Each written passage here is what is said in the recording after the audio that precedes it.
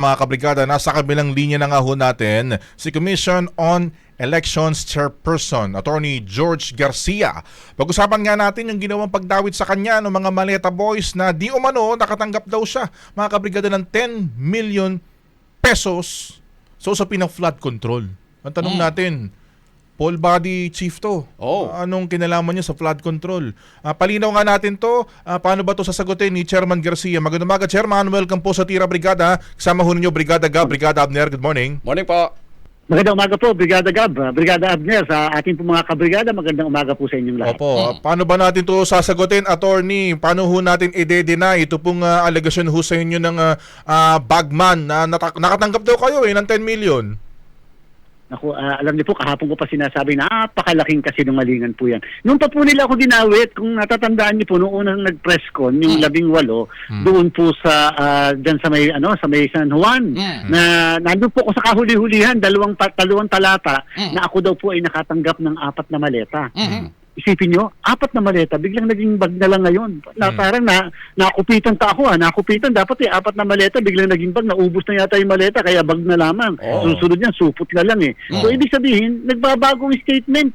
Nagbabago yung mga pananalita nila. May na-adjust kung ano yung sinasabi, yung narrative, nung mismong nagmamaniobra o yung mismong nagsusulat, nung kung anong pwedeng sabihin po nila. So, dyan pa lang makikita nyo, sabi dati sa harapan ng hotel ako nabigyan, doon sa tabi ng Roos Boulevard mismo na kalsada. Ngayon, isang street na lamang dyan sa Makati ako nabigyan. At pagkatapos lumiit na nga yung amount. So, medyo, alam niyo po, makikita niyo yung issue ng kredibilidad eh. So, na later on, tingnan natin yung tamang panahon, magpapail din naman ako ng kaso at magkakasubukan tungkol sa sino pa talaga nagsasabi ng katotohanan. Tama po kayo. Comelec po ako mga kabrigada. Ano naman pong pakialam ko sa flood control? Sa buhay ko kahit kailan, wala pa akong involvement, hindi po ako naging contractor, hindi po ako na-involved dyan sa public works. So, paano naman ako ma-involved dyan sa tinatawag na flood control projects na yan? Okay, balikan ko yung sinabi nyo na magkakaso kayo. Ito muna, tanongin ko lang, ano sa palagay ninyo yung motibo? Bakit isinama na ho kayo dito ho sa mga dinadawit ng mga dating bodyguards ni Saldico? Kasi yung iba, di ba, posibleng sinasabi nila na kumbaga ba, tumawid na sila dyan sa Senado, yung iba naman yun nga, kakampi ng kabila. Kayo, bakit kayo dinadawit sa palagay ninyo? Ano yung motibo nila? Bakit nasama na kayo sa listahan ng mga nakatanggap na maleta? Una, mag-e-eleksyon na po kasi. Alam niyo kasi pag mag-e-eleksyon, lagi na lang damay si Comelec. Kahit hindi naman namin issue, lagi kaming damay. Lagi kinakailangan may involvement si Comelec. Mas nadadagdagan ng nagiging flowery at mas nagiging mabango kapag kami dinadamay kang Commission on Election, lalo pat balota at boto ang involved. Number 1. Number 2, siyempre may mga kaso kaming hawag na maaaring yung mga nasa likod, maaaring yung mga personalidad na dyan ay involved sa kaso sa amin and therefore gustong influensya ng desisyon o kaya naman hindi kami maglalabas ng desisyon. So, may mga posibilidad po yan. At siyempre, lagi kasi may mga natatalo sa halalan. And therefore, yung mga natatalo, hindi naman laging masaya at natutuwa kay Comelec. Laging masisisi, mandaraya, o kaya naman may pinapanigan si Comelec. So, lagi namang wala kaming pepwestohan talaga. Kahit na sabihin mong fair ka, laging sasabihin na meron kang kinakampihan. So, yan po yung mga bagay-bagay and such other personal matters na maaaring involved din dito sa bagay ito. Isipin niyo po, bakit nagsama sila ng pare? Ngayon, nagsama sila ng mga media personalities na.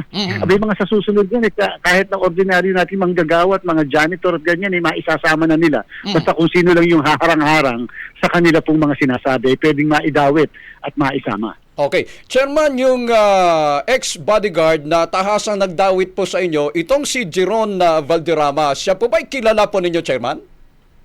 Hindi ko pa po nakikita itsura niya kahit kailan. And therefore, napaka-imposible yung mga binabanggit po niya At pagkatapos kahit yung pong binanggit niya, ano po yun eksaktong parang address, hindi po sinabi yung kalye, eksaktong address na alam mong talagang yan ay naka-script yung sasabihin. So, alam niyo po, sa ating mga kababayan, mga kabrigada, napakadali po ngayon na magsinungaling, lalo pat kung yan ay may katapat na corresponding na kabayaran, lalo pat may amount na involved. Napakadaling kahit makulong ka na sandali lang, kung meron namang katumbas na milyon, o hindi na valid. Kita niyo po, yung pagsasalita kahapon, sana po ma-realize natin lahat.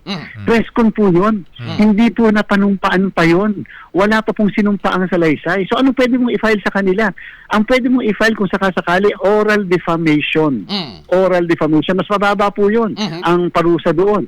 Kung yan po'y napanumpaan na tinatawag nating affidavit, di pwede mo na silang kasuhan ngayon ng tinatawag na perjury. Mas mahaba ng konti yun, mas matagalang kulong, 6 na taon at mahigit pa. Okay. So ibig sabihin, strategy, sinigurado na walang affidavit upang hindi mo mabalikan ng perjury kung hindi yung mababang kaso lang ng oral defamation. Opo, binanggit po ninyo na hindi po ninyo kilala itong si Jerome Valderrama, pero doon po sa ibang mga panayam po sa inyo, Chairman, may binanggit po kayo na kilala po ninyo kung sino ang nasa likod, sino ang handler nitong si Valderrama.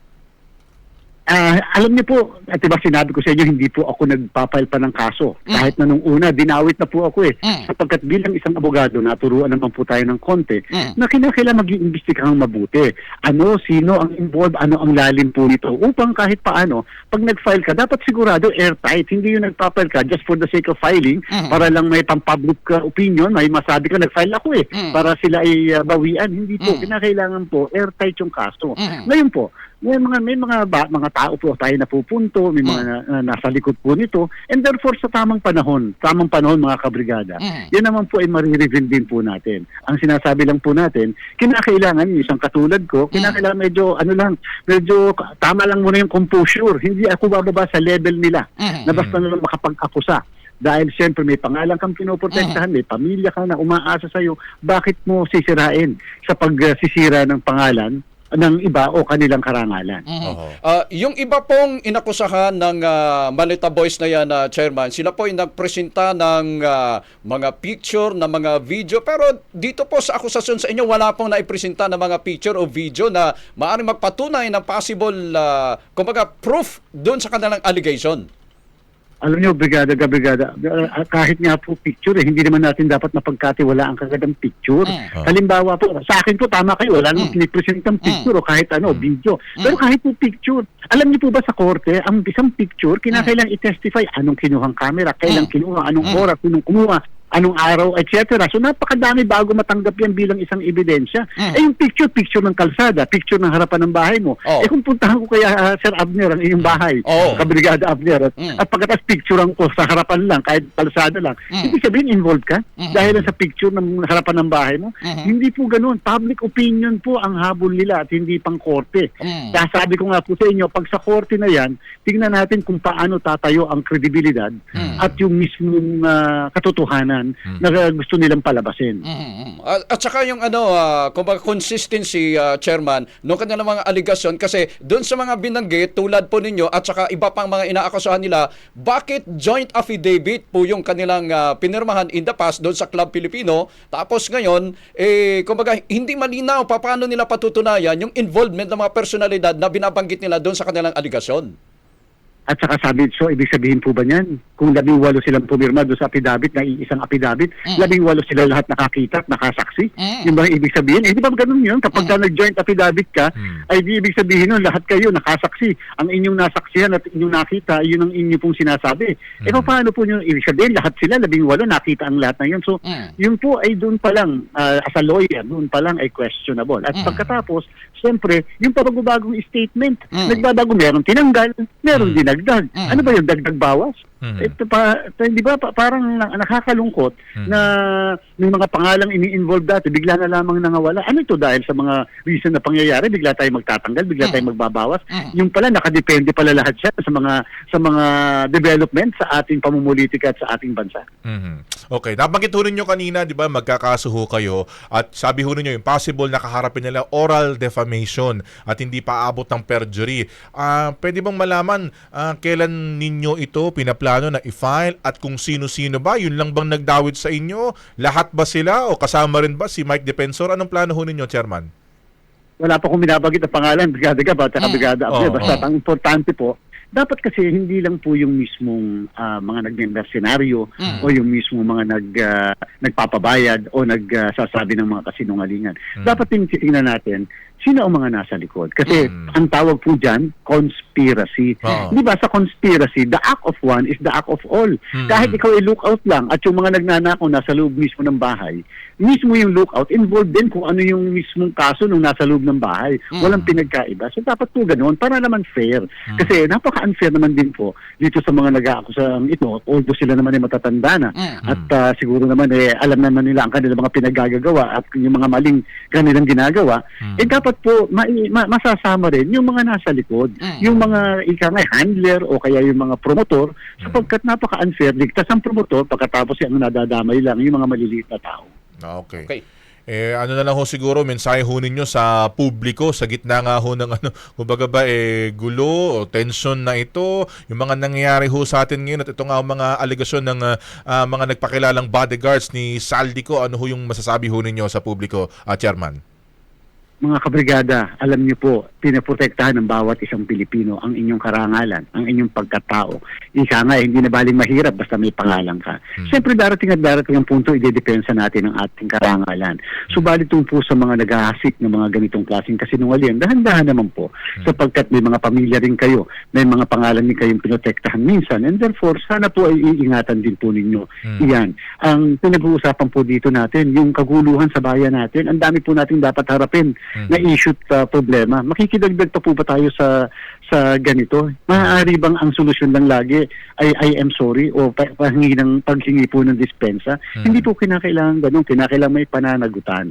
Yan po yung sinasabi. Sino ba naman ang ayaw at na labanan itong katiwalian? Dapat po labanan natin ang lahat. Pero sana naman, pinipili natin at hindi kahit sino na lamang ang atin pong aakusahan. Dapat base lang sa totoo. Tama at totoo yan po doon dapat natin pinapanindigan. Okay. Sige po, Evidat, Chairman, maraming salamat ho sa oras ho na binigay ho ninyo sa amin ngayong umaga. At update nyo kami kung kailan ba kayo magpa-file ng kaso sa kanila para matutukan ho natin. Maraming salamat, mabuhay po kayo. Thank you po. Salamat po mga kabrigada, mabuhay po. Magandang umaga. Thank you po. Isyong paglipunan, pinupuri, pinupuna, para patas sa mata ng